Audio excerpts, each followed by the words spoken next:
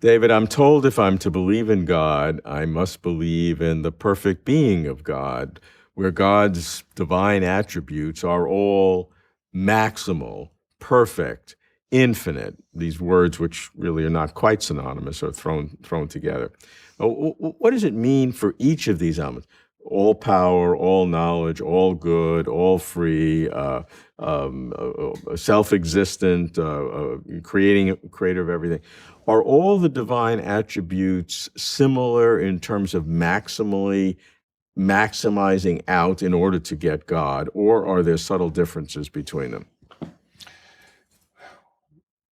On the question of perfect being theism and the relation of this perfect being conception of God to the various attributes, the excellences, the great-making properties, it's often argued that the maximally perfect being, of which one can not conceive a greater, would precisely be a being who had all of these excellences.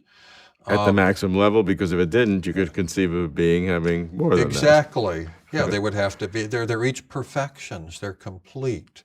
And a knowledge that falls short of omniscience would allegedly not be perfect or complete. Yeah, so you could. My question is, when you're allocating the concept of perfection, Yes. or maximal or infinite to each of these attributes, are there differences in the quality where those words would have different meanings? Power, knowledge, goodness, freedom. Does the idea of infinite or maximal or perfection have different expressions with these different characteristics, or are they all just the same? You just take some absolute limit, the maximal, infinite. Well, if you start with divine simplicity, which is a controversial and vexed doctrine, I'm not sure I understand it. That means you do understand it if you think you well, don't. At least I'm being modest in my pretensions here. Then there is just one attribute, which is God. And we might call it attribute divinity. And then all these other attributes are just abstractions from divinity. They're what divinity would involve when you're thinking about knowledge, when you're thinking about power, when you're thinking about goodness, and so on. So in that sense, they would have to all be related. They're chips off the same block. Certainly they're related, but if I'm thinking of maximum knowledge, I can understand what that is. Some of the knowledge maximum may seem absurd, but I can imagine what that is. Think of maximum goodness. That's more difficult because there are different kinds of goods, and what you can always add one more to stuff. Knowledge and goodness seem to have a different character if you're going to apply the words of perfection, maximal, and infinite to them. Yes. Yeah. No, I see what you're saying, and that seems to me to be right. I'm not sure whether that raises a problem, but just that you're going to have to treat each of these. Yeah, and if you treat them differently, it recharacterizes or fine-grains your concept of perfect being theology, of what a perfect being is, because each of these characteristics have different ways of throwing up this idea of great making. And if push comes to shove and you find that you have to modify or even give up one of these attributes in the face of one of these famous problems about the internal consistency of God, then the fact that they are different might help you to prioritize. Right. So if you had to prioritize in a perfect being theology, among the God's attributes, how would you prioritize? Yeah.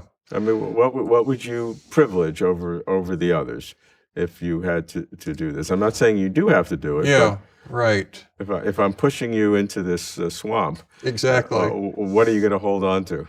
Yeah, I would like to think I don't have to, but I appreciate the counterfactual, the thought experiment, exactly. And I thought about it because I'm not sure of the answers I give to some of the challenges. I think it has to remain a live possibility that a little bit of modification, needs a little massaging of the concept of God needs to be undertaken. I would not give up divine agency. because God, after all, is supposed to be the ultimate explainer. And as the ultimate explainer, he's got to be the ultimate agent, I think. So I'm going to hang on to that one. That one is really central. I do think that there are some ways that you can modify divine omniscience. That's a notorious property that figures into a number of the problems raised for the concept of God. I think you can, for example, entertain at least the possibility that some of God's knowledge is not occurrent knowledge, that is, knowledge he's not consciously entertaining at any given moment.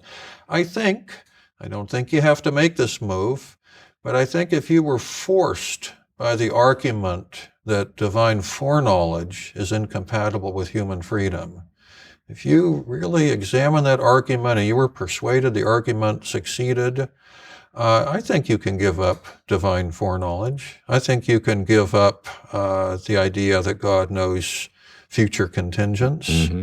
So that's sort of towards open theism. That's toward open theism, and open theists are sometimes accused of giving up on perfect being theism. Mm-hmm. I'm a critic of open theism, but I think that's a bum rap for most of them anyway. There's a variety of ways you can be an open theist. There always are varieties. There always are varieties. But if your view as an open theist is that there aren't truths there for God to know, then God's not knowing them doesn't jeopardize his omniscience.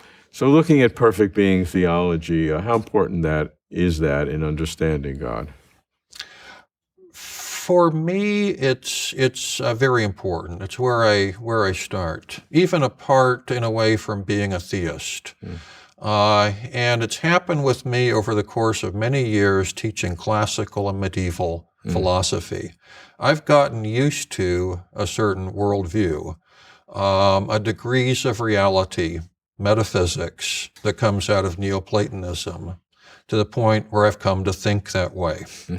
This is a little bit of a heresy for an analytic philosopher, but it's a very natural way for me to think of things. And the role that a perfect being plays in that system is that perfect being is what it is to be in the fullest sense. And everything else that is, including you and me and the chairs we're sitting on, is only as a shadow of what it is to truly be.